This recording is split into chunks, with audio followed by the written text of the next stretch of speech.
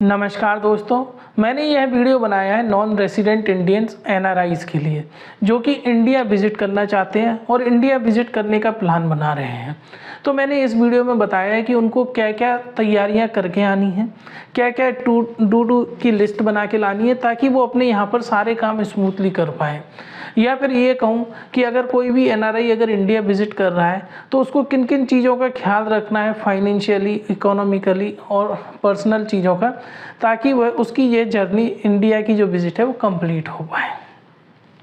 सबसे पहले मैं 5-6 पॉइंटों में बैंक से लेके शुरू करता हूँ कि जब भी कोई एनआरआई इंडिया विज़िट करता है तो उसको अपने जहाँ भी उसका बैंक में अकाउंट है वो विज़िट करना ज़रूरी है। अब बैंक विज़िट करके उसको क्या क्या करना है, सबसे पहले करना है वहाँ बैंक मैनेजर से जाके पता करना है भैया कि केवाईसी अपडेटेड है या नहीं। अगर केवाईसी उसकी अपडेटेड नहीं है तो वो बैंक में एक राइटिंग में एप्लीकेशन देके अपनी केवाईसी अपडेट कराए। केवाईसी सिंपल होता है नो योर कस्टमर, मतलब यानी कि आपके जो भी आईडी और एड्रेस प्रूफ है वह बैंक हमेशा हर कुछ इंटरवल के बाद आपसे लेता है। आरबीआई की गाइडलाइन के अकॉर्डिंगली आप वो डॉक्यूमेंट सबमिट करें और अपने सारे केवाईसी के अरेंज करें। दूसरा, एनआरआई का एक नॉर्मल सेविंग अकाउंट नहीं हो सकता as per FEMA guideline foreign exchange management act. अगर आप ये रख रहे हैं नॉर्मल अकाउंट तो आप पर 2 लाख रुपए तक की पेनल्टी इम्पोज करी जा सकती है। उसके लिए आपको क्या करना है कि आपका जो सिंपल जो नॉर्मल अकाउंट है उसी को आप एनआरओ अकाउंट में कन्वर्ट करेंगे।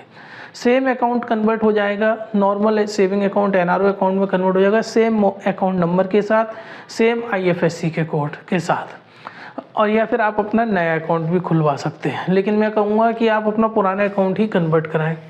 अब जो आपने नया अगर अकाउंट खुलवाया भी है तो उसकी डिटेल जो भी आपने म्यूचुअल फंड्स, इंश्योरेंस पॉलिसीज या कहीं से भी आपके जो फाइनेंशियल ट्रांजेक्शन से रिलेटेड है वहाँ ज़रूर दें, क्योंकि वहाँ वह नंबर अपडेट होना ज़रूरी है। हो सकता है आपने नया अकाउंट खुलवा लिया, पुराना सेविंग अकाउंट बंद कर दिया, लेकिन आपने म्यूचुअल फंड आपके सेविंग अकाउंट से कनेक्ट थे, विड्रॉल के वक्त फिर आपको दिक्कत होगी। तो इस बात का विशेष ध्यान रखें, अगर नया एनआरओ अकाउंट खुलवाया है तो उसकी डिटेल सब जगह दे दें जहाँ जहाँ ज़रूरी है।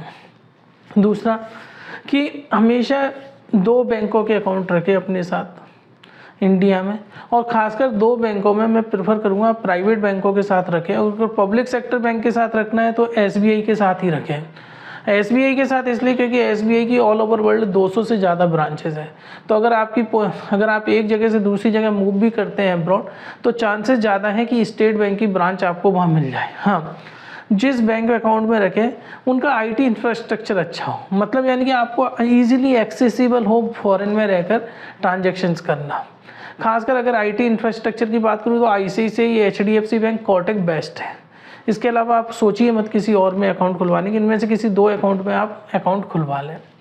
अब हम बात करते हैं डीमैट अकाउंट। डीमैट अकाउंट आपको पता ही है कि डीमैट अकाउंट जब भी हम शेयर मार्केट में ट्रेडिंग करते हैं तो हमें डीमैट अकाउंट चाहिए होता है जिसमें हमारे शेयर डीमैटेरियलाइज्ड फॉर्म में रहते हैं। अब जैसे कि एक नॉर्मल सेविंग बैंक अकाउंट नहीं रख सकते, वैसे ही आप एक नॉर्मल डीमैट अकाउंट भी नहीं रख सकते। आपको आपके डीमैट अकाउंट को एनआरओ अकाउंट में कन्वर्ट कराना पड़ेगा। ये भी फैमा की गाइडलाइंस हैं। हाँ, डीमैट अकाउंट में अगर यदि आप एनआरओ अकाउंट में कन्वर्ट कराएंगे तो जो भी शेयर ब्रोकर है वो आपसे कहेगा कि आप अपने एनआरओ अकाउंट की डिटेल दें।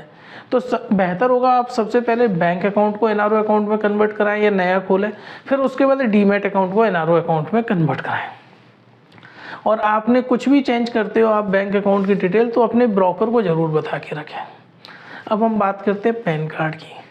पैन कार्ड आप जानते ही हो, परमानेंट अकाउंट नंबर जो कि income tax department of India से दिया जाता है हर इंडियन सिटीजन को, जिसके अंदर उसको अपनी खुद की जो भी फाइनेंशियल ट्रांजैक्शंस, अर्निंग्स वगैरह ये सब एक तरीके से इससे लिंक होती है।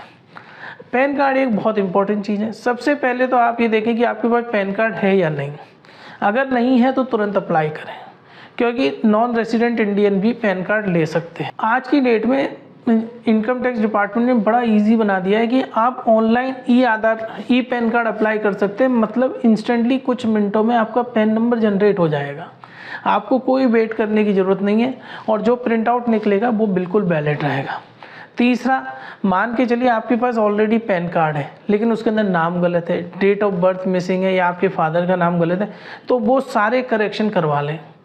हमेशा याद रखें आपका नाम पासपोर्ट, आधार कार्ड, पैन कार्ड या कोई भी ऐसा डॉक्यूमेंट है उस पर सेम रहे, नहीं है तो उसका रेक्टिफिकेशन करें। दूसरा, मल्टीपल पैन कार्ड रखना इंडिया में गैर कानूनी है, आप बहुत बड़ी प्रॉब्लम में फंस जाएंगे। अगर आपके पास मल्टीपल पैन कार्ड है, अपने चार्टर्ड अकाउंटेंट से बात करके जो भी एक्स्ट्रा पैन कार्ड है उसको सरेंडर करवाएं, क्योंकि इंडिया में इलीगल है 2 पैन कार्ड रखना। अब बात करते हैं आधार कार्ड की। आधार कार्ड जो कि आज की डेट में हर भारतीय के पास होता है। आधार कार्ड एनआरआई के लिए कंपलसरी नहीं है, लेकिन एनआरआई चाहे तो ले सकते हैं आधार कार्ड। अगर आपका स्टेटस एनआरआई है तो ज़रूरी नहीं है कि आपके पास आधार कार्ड होना चाहिए, लेकिन आप ले ज़रूर सकते हैं। अब आधार कार्ड में सबसे पहले मान के चलिए अगर आपके पास ऑलरेडी आधार कार्ड है लेकिन उसमें नाम गलत है, डेट ऑफ बर्थ नहीं आ रही पूरी, एड्रेस गलत है, वो सारी डेटा एंट्री आप करेक्शन करवा लें। सिंपल है, आधार कार्ड के सेंटर में जाएं, वो आपका पूरा ऑथेंटिकेट आपकी उंगलियों से बायोमेट्रिक से करके वह जो भी रिलेटेड डॉक्यूमेंट है उनको लेके वह आपका करेक्शन कर देगा। दूसरा, अगर आपका मोबाइल नंबर चेंज हो गया है तो वो अपने आधार में अपडेट करा ले। अगर आपका एड्रेस चेंज हो गया है, लोकल एड्रेस, तो उसको भी अपने आधार नंबर में अपडेट ज़रूर करा ले। मोबाइल नंबर ज़रूर अपडेट करा लें, क्योंकि आज की डेट में इंडिया में जनरली जब भी कोई फाइनेंशियल ट्रांजेक्शन्स किया जाता है तो आधार का ऑथेंटिकेशन हमेशा मोबाइल नंबर पर ही आता है।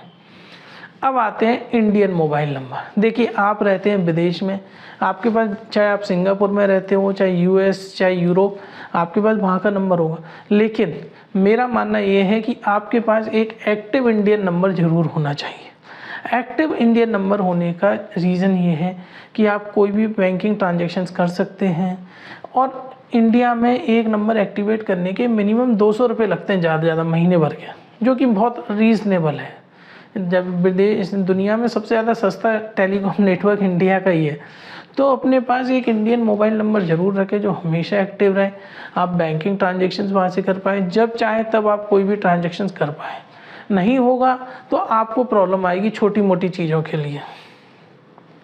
हम अब बात करते हैं चार्टर्ड अकाउंटेंट की। देखिए, जितने भी एनआरआई हैं वो एक लेवल के ऊपर पैसा कमाते हैं, और ऑब्वियसली बात है उनके पास इतना माथा फोड़ी का टाइम नहीं होता कि वो खुद करें। एक चार्टर्ड अकाउंटेंट उनका इंडिया में ज़रूर होता है। चाहे हल्की फुल्की बातें करें तो अपने चार्टर्ड अकाउंट पे विज़िट ज़रूर करें। आपका जो भी चार्टर्ड अकाउंट है उसके पास विज़िट करने जाएँ, उससे सबसे पहले पूछे भैया कि इनकम टैक्स जो रिटर्न आपने पहले भरे हुए हैं उनका स्टेटस क्या है, क्या एक्नॉलेजमेंट हो गए, प्रोसेस्ड हुए या नहीं हुए, किसी में कोई नोटिस तो नहीं आ रखा। फिर आप ये देखें कि पिछले 1-2 साल में अगर आपका किसी ने टीडीएस काटा है तो आप इनकम टैक्स रिटर्न फाइल करके उस टीडीएस को रिफंड लें। हमेशा ये याद रखें, उनसे पूछे, वो आपका टीडीएस फॉर्म ऑनलाइन निकाल देगा ट्रेसेस की वेबसाइट पे। हो सकता है आपको पता ना हो किसी ने आपका टीडीएस काटा है, लेकिन ट्रेसेस की साइट पर बिल्कुल रिफ्लेक्ट हो जाएगा अगर आपके पैन नंबर से टीडीएस कटा है तो। अब बात करते हैं DTA, double taxable avoidant agreement. ये एक ऐसी टैक्सेबल अवॉइडमेंट है जो इंडिया ने काफ़ी सारी कंट्रीज़ के साथ फॉर्म कर रखी है, जैसे सिंगापुर, मॉरिशियस।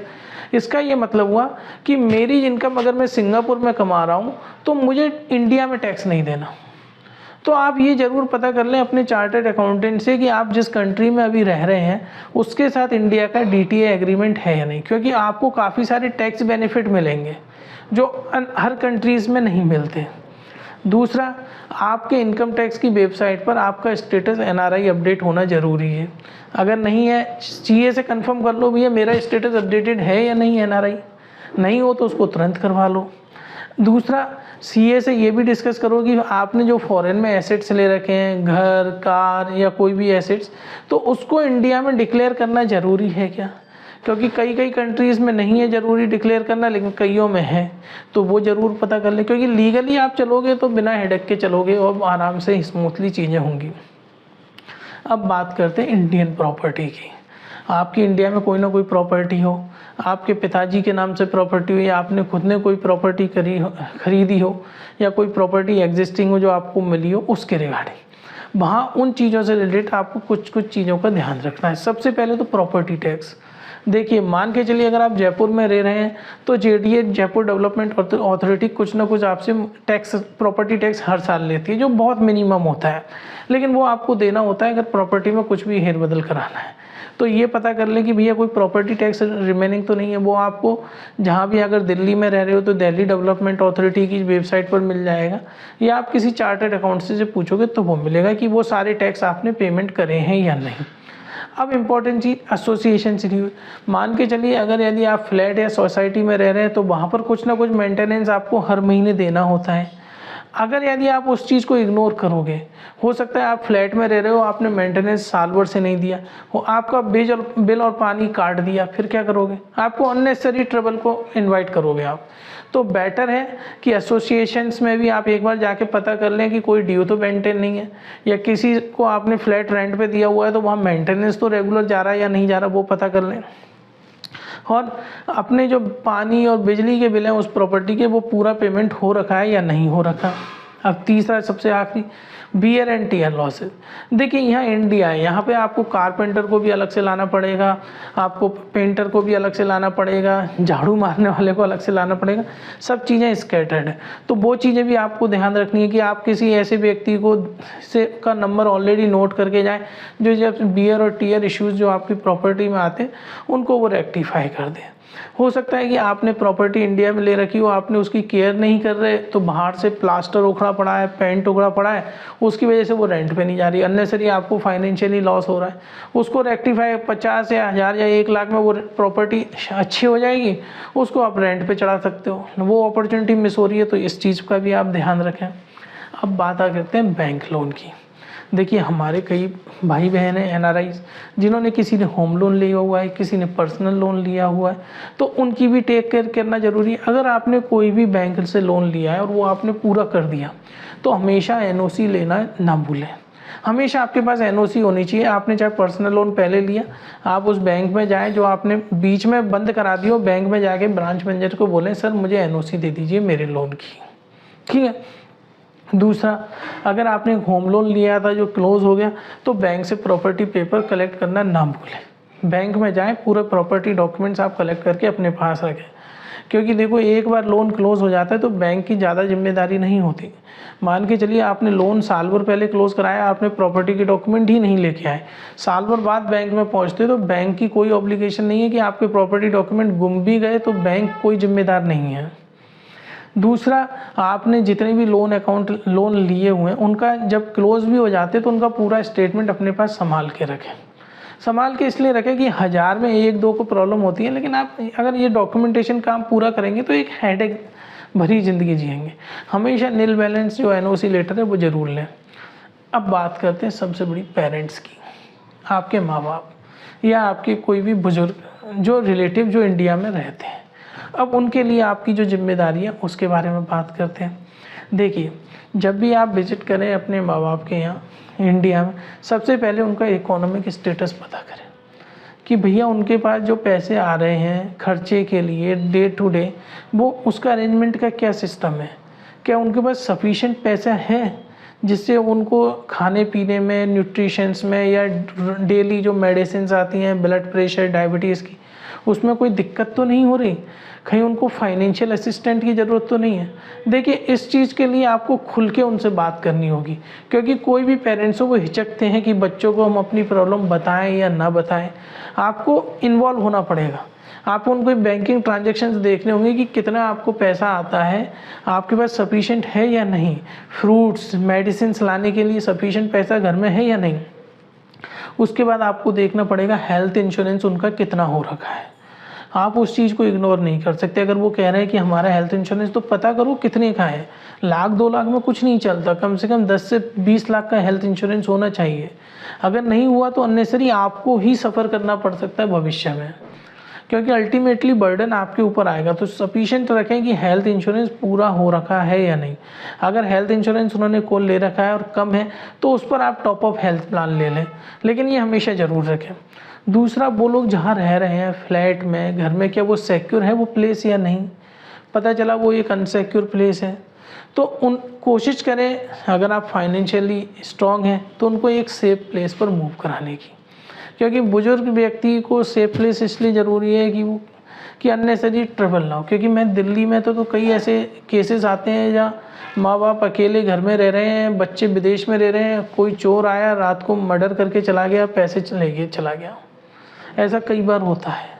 तो हमेशा याद सोचें कि भाई वो सेफ प्लेस है या नहीं, उसको अच्छी तरीके से मुआयना करें। दूसरा, आप इंडिया में रहते नहीं हैं, आपके माँ बाप अकेले रहते हैं, तो सबसे पहले तो ऐसा पता कर लें, अपने आसपास पड़ोसियों के नंबर ले लें, किसी ऐसे व्यक्ति के नंबर ले लें जिसके ऊपर आप डिपेंडेंट रहते हो कि कभी आपके माँ बाप को ज़रूरत पड़ती है, इमरजेंसी, मेडिकल इमरजेंसी, एक्सीडेंटल, तो वो व्यक्ति आके उनकी मदद करे। आप लगातार उससे कॉन्टेक्ट में रहें। हमेशा याद रखें, पैसों के मामले में हर कोई सेंसिटिव है। कभी मेडिकल इमरजेंसी आती है, उस व्यक्ति को तुरंत सबसे पहले आप फंड ट्रांसफ़र करो। हमेशा कभी ये गलती मत करना कि मैं आऊँगा तब कर दूँगा हिसाब, नहीं। आप तुरंत मेडिकल इमरजेंसी आती है, व्यक्ति के अकाउंट में फ़ंड ट्रांसफ़र करो और फिर चाहे उसके बाद अरेंजमेंट करो। सिर्फ बातें मत करो, क्योंकि देखो पैसों की ज़रूरत हर किसी को पड़ती है, तंगी हर किसी को होती है। अगर उस व्यक्ति के पास जो आप मेडिकल इमरजेंसी दे रहे हैं, तुरंत फ़ंड ट्रांसफ़र करके अपना एक काम ख़त्म करो, फिर बाकी की बातें बाद में, ठीक है। अब इसके बाद आता है एन्जॉय योर लाइफ। देखो आप इंडिया में आते हो, साल में आते हो, 2 साल में आते हो, 10-15, लाइफ को एन्जॉय करो, फुल लाइफ को एंड यूज़ तक यूज़ करो। जैसे कि अपने पुराने दोस्तों को विज़िट करो, अपने चाइल्डहुड में जो आपने खाना खाते थे वहाँ विज़िट करो, चाट के ठेले को, पानी पतासे को, या कहीं पर भी आप बेबी डॉल गुड़िया के बाल खाते थे, कुछ भी ऐसी चीज़ें थी जिनको आप बचपन में अच्छी लगती थी, वहाँ ज़रूर विज़िट करो। अपने पुराने टीचरों से मिलो, उनसे बात करो, उनको अच्छा लगेगा कि उनका स्टूडेंट्स एक अच्छी पोजीशन पर है। क्रिकेट खेलो, मेरे हिसाब से शायद ही कोई ऐसा इंडियन हो जिसने क्रिकेट नहीं खेला हो। क्रिकेट खेलो अपने मोहल्ले के लड़कों के साथ। हो सकता है कि आपके जो दोस्त वगैरह हैं वो बहुत बिजी हो, दोस्तों के साथ खेलो। और जहाँ जा रहे हो वहाँ कुछ चैरिटेबल वर्क भी करो। देखो आप करोड़ों कमाते होंगे, 1-2 लाख रुपए अगर आप चैरिटेबल में आसपास खर्च कर दो कि ब्लाइंड बच्चों के स्कूल में चले गए, हैंडीकैप के बच्चों के स्कूल में चले गए, या जो फिजिकली डिसेबल्ड है वहाँ पर कुछ चैरिटेबल वर्क किया, या सोसाइटी में कुछ चैरिटेबल वर्क किया, तो उससे आपको अच्छा लगेगा। You will leave happily. सिर्फ ये नहीं कि रात को दारू पी के, शराब पी के पड़े हुए हैं, बोले हम इंजॉय कर रहे हैं, वो इंजॉय नहीं होता। फ्रेंड्स, हमारी कंपनी कनेक्टिंग डॉट से हम लोन प्रोवाइड करते हैं, pan India home loan, personal loan. आप हमसे आके जुड़िए, हम आपको लोन प्रोवाइड करेंगे। अगर आपका कोई दोस्त या रिलेटिव जिसको लोन चाहिए उसको आप हमें रेफ़र करेंगे तो हम आपको कमीशन भी देंगे। हमारा कमीशन 2% तक का होता है। तो फ्रेंड्स, मुझे पूरी उम्मीद है आपको मेरा वीडियो पसंद आया होगा। प्लीज़ मेरा वीडियो आप अपने व्हाट्सएप ग्रुप पे शेयर करें और मेरा चैनल सब्सक्राइब करवा के रखें बैंकिंग रिलेटेड इन्फॉर्मेशन के लिए। Thank you friends.